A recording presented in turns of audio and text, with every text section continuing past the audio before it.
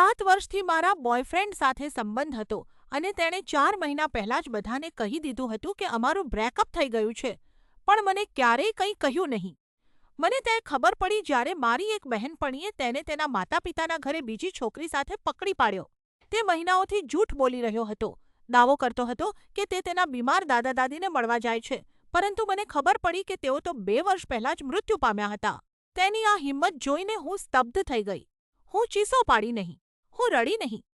મેં નક્કી કર્યું કે હવે બધું જ ખતમ કરવું છે. જ્યારે તે ફ્લાઇટમાં પાછો આવી રહ્યો હતો, ત્યારે મેં મારી તમામ વસ્તુઓ પેક કરી અને ત્યાંથી ગાયબ થઈ ગઈ. પણ હું તેના માટે કેટલીક વિદાય ભેટો છોડી ગઈ. મેં વાઈફાઈ કેન્સલ કર્યું, રસોડાના તમામ મસાલા, સોસ અને તેલ લઈ લીધા, માત્ર સૂકી રોઝમેરી છોડી કારણ કે તેને તે નફરત છે. અને અંતે મેં તેના ટિન્ડર પ્રોફાઇલનો સ્ક્રીનશોટ પ્રિન્ટ કર્યો, તેને ફ્રેમ કરાવ્યો અને કાચની અંદર કૂતરાનું પોટી દબાવી દીધું. મેં તેને વેલકમ હોમ પ્રેઝન્ટ તરીકે રસોડાના ટેબલ પર મૂકી દીધું.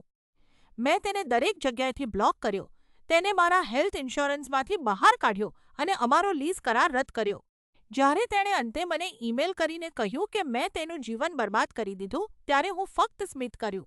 તેણે મારું જીવન બરબાદ નથી કર્યું, તેણે તો બસ મારા માટે એક વધુ સારા જીવનનો રસ્તો સાફ કર્યો છે.